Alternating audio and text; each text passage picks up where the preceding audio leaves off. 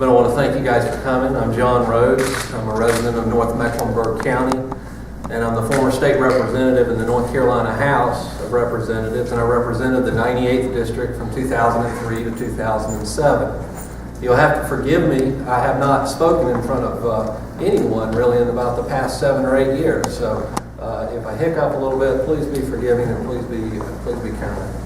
I'm no longer involved in politics. I'm no longer a member of any political party, and I'm a registered unaffiliated after leaving office 7 years ago. I'm not currently, nor do I have any interest whatsoever in seeking elected office in the future. While I was representing the 98th District in 2003 to 2007, I worked hard to turn the tide and the culture of corruption in Raleigh that existed in our state legislature and advocate for a more open and honest government.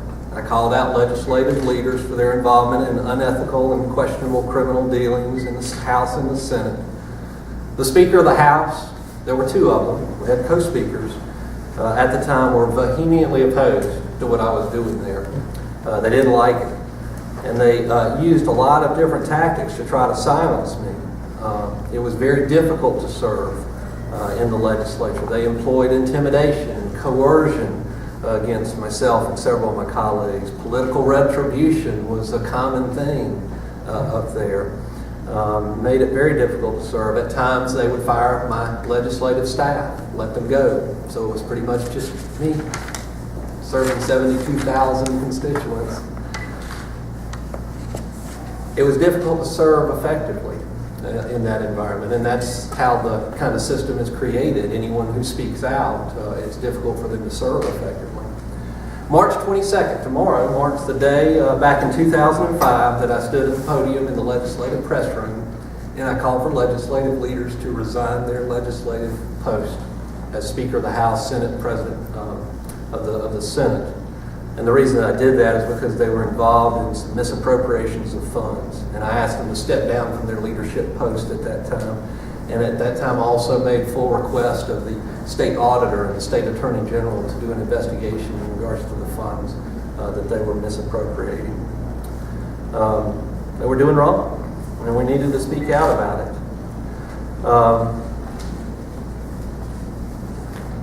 At the time that I made the request from the state and federal agencies to conduct investigations as to ethical lapses and perhaps criminal acts surrounding the legislative leaders' activities, that was a very difficult thing to do because many times you were out there on your own. In 2006, very important, through coordination from some of the same elected officials that I was calling out for wrongdoing and who went to prison or who are no longer in office, I was primaried out of office by Cornelius town councilman Thom Tillis. He eventually maneuvered his way through the leadership and he became the Speaker of the House. Representative Tillis is the Speaker today.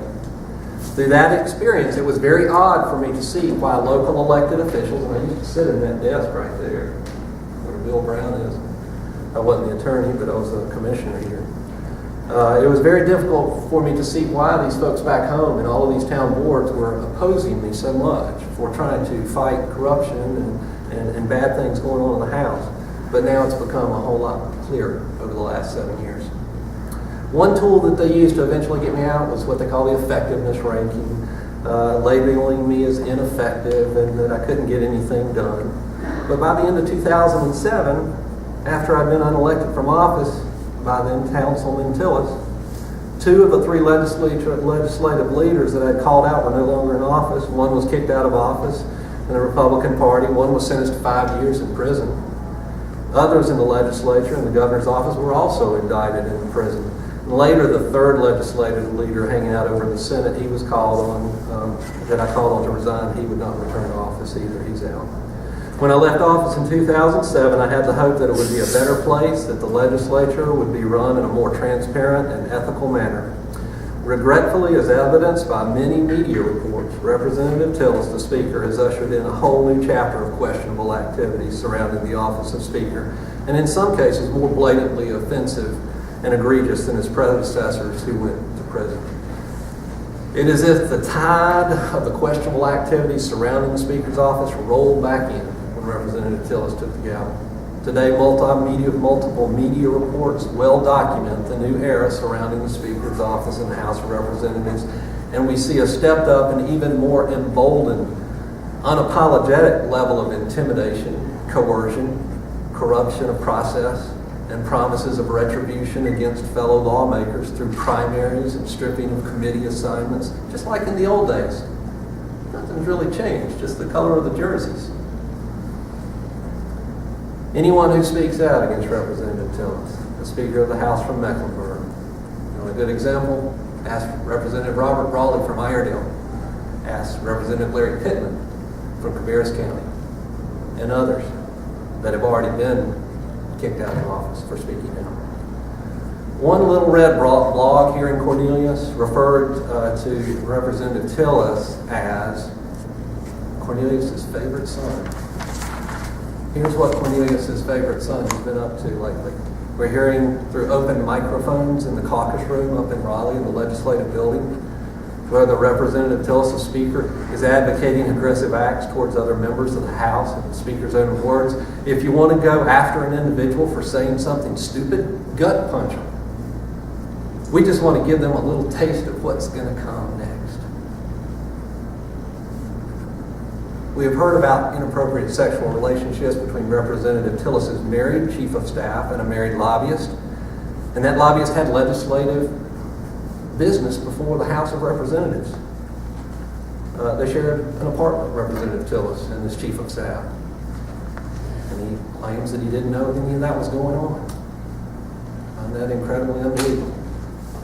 And then still other members of his staff resigned just a little bit later after inappropriate relationships with lobbyists with legislation before the House. Representative Tillis, the Speaker, gave them big bonuses on their way out. We see confrontation after confrontation where Representative Tillis, the Speaker, bullies and antagonizes others. One particular incident, he bullied a woman at a political convention, according to reports, shaking his finger in the woman's face and scaring this woman. We are hearing about rogue legislation passed to make citizens pay for toll roads across North Carolina, when his own party has said we don't want them.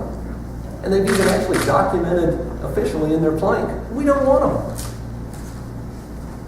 Representative Tillis' push so hard for this really makes it suspect. Why do you want this when your own party doesn't want it? Well, as a former firefighter and a paramedic, I can tell you, where there's smoke, there's fire.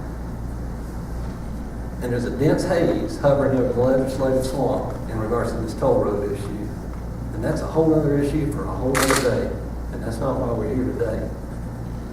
We are hearing about Representative Tillis bullying fellow members of the legislature from his own party, openly challenging them and meddling in primaries across the state, in communities all across North Carolina. These behaviors are behaviors that I knew about as when he was a councilman, back when I was serving the citizens of the district. So it's no surprise to me when I was serving up in Raleigh for a constituent to come to me and say, I need help. I got a problem with Councilman Tillis. Well, what's the problem, sir? Well, Representative Tillis thought it would be really cool to come out to my farm and take his paintball gun and shoot my barn up. Paintballs. Paintball Tillis. Paintballs. The man came and asked Representative Tillis, the councilman at the time, sitting up here, hey, can you clean up my barn? Because I heard you on the tape in the town council meeting, saying that you did it. I said, oh, it must have been a little white lie. I'm guilty of a white lie. It didn't happen. It didn't happen. So here we have another example of intimidation. I have a copy of the invoice from the man. I have a copy of the leader, Representative Tillis, deciding that he didn't do this and trying to convince the man he did. But he shot up the man's barn. It's an act of a child. It's not an act of a leader. The bill for the cleanup was only $200. The issues are issues of character. We see this in elected official, time after time, instances of bullying and intimidation. I've got some additional documentation for you to review there, which I'll pass out after the presentation of my conclusion of my comments. After leaving office in 2007, I returned to life as a private citizen and did not pay much attention to the political goings-on in Raleigh or with Representative Tillis' activities in the House. I did witness activities that appeared not to be of sound judgment and character by Representative Tillis, but dismissed them and didn't want to interrupt his service. He's the new guy, no sour grapes whatsoever. Serve the people with all your heart. However, after witnessing Representative Tillis' actions against the House of Representatives, against the legislative process, against his fellow colleagues, against the citizens of North Carolina, I can no longer remain silent. After 7 years, I just can't. I can't. But Dietrich Bonhoeffer was a German theologian, and he said, silence in the face of evil is evil itself. God will not hold us guiltless. Not to speak is to speak. Not to act is to act. Through media reports, the levels of misdeeds appear even more egregious in activities than his political predecessors, and speak to questionable behaviors and activities that can no longer be dismissed. Several particularly disturbing incidences revolve around appointments to the University of North Carolina UNC Board of Governors, in which Representative Tillis, as Speaker, backed a particular group of individuals as appointees, and when asked by his caucus why did he back the individual for the position, Representative Tillis' response was, the appointee gave me a lot of money for his campaign. So he's supporting his appointment. News and Observer did a great job covering that. I got the link in the presentations that I'll give to you. Representative Tillis' spokesman, named Jordan Shaw, recently in 2013 said that Tillis was merely surrounding himself with supporters who share his vision. But when the same spokesman was the spokesman for the North Carolina Republican Party, when the Democrats were in charge, led by the Speaker who would eventually go to federal prison for 5 years for corruption in public office, the Republican spokesman, Jordan Shaw, said that the practice puts North Carolina government up for sale to the highest bidder. So why, if it was bad then, is it okay to do now? The practice of putting North Carolina government up to sale to the highest bidder never ends well. It wasn't okay then, it's not okay now, and the seriousness of the matter cannot be overstated. Tomorrow is March 22nd. I will send a request to the State Board of Elections to fully investigate the matter and the state's Attorney General to determine if any ethical lapses have occurred or laws have been broken.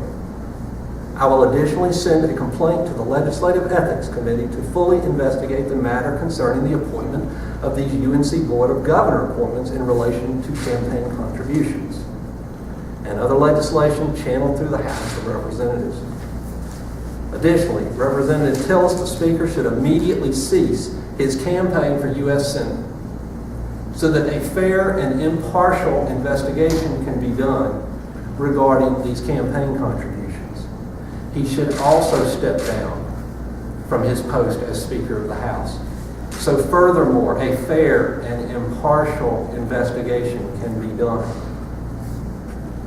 so that we know the scope, the depth, and the circumstances that surround appointments to the UNC Board of Governors in relationship to campaign contributions received, how much money was involved, the timing of when the money changed hands, and if any substantive legislation was passed in connection with the timing of these contributions. Former U.S. General Attorney George Holding said of the former House Speaker from Mecklenburg, he earned every day of his 63-month prison sentence, and he took corruption to a new level in North Carolina. The current House Speaker from Mecklenburg's actions have received much criticism, to which he has earned every day of criticism that he has received. Legislators need to understand that the people's legislature is not their personal political ATM for campaign cash at the time when they're choosing. There's a particular thing that has existed surrounding Representative Tillis since he has taken office, and it has manifested itself through bullying, intimidation, aggression towards citizens, his fellow lawmakers, staff, and anyone else who would call out his questionable dealings. These are not values that North Carolinians appreciate or embrace, and we as citizens should have zero tolerance for such thug-like bullying tactics by our elected officials, against other elected officials, and against us. They serve us. In closing, I just want to say that's why citizens groups should really consider organizing and setting up a toll-free hotline across North Carolina, and name it the Thom Tillis Stop Bullying North Carolinian Citizens hotline, so that citizens can report any incidences of bullying or intimidation by Representative Tillis and his organization, associations, or networks. In closing, if you are a member of the legislature and you're here present, or you're witnessing this in any multimedia form, and you see wrongdoing by legislative leaders, you have the obligation to speak out. Even if they don't like you. Even if they, goodness forbid, they threaten to take a gavel away from you as a chairmanship. Oh my goodness. That would be just terrible. The end of the world, I know. But remember, as a House member, you have 72,000 plus citizens that you're representing. You need to stand in the gap for them. And you need to look at that Speaker of the House or that President Pro Tem and say, you're doing wrong. Take a hike. I serve my constituents first. Not you, not a local elected body. We don't serve these commissioners. We don't serve the Speaker. We serve the people. Take a hike, Mr. Speaker. You have an obligation to your constituents first, lawmakers, not local elected officials. The people of your district come first. Do not follow your leaders blindlessly over a cliff, because the long fall from the top always ends bad. It's never good. At a time when I served as an elected representative, I had the responsibility and duty to my oath of office to speak out against activities where they were harming citizens and their institutions of government, such as the House of Representatives. Today, I equally have the responsibility, not as an elected official, but as a private citizen, to once again call out questionable dealings that hurt the people of this state and their institutions, especially now in this House of Representatives, as we have seen. This concludes my remarks. A copy will be emailed to you if you so request. For documentation purposes, there's some additional supporting documents based on what I've said today. And thank you for coming.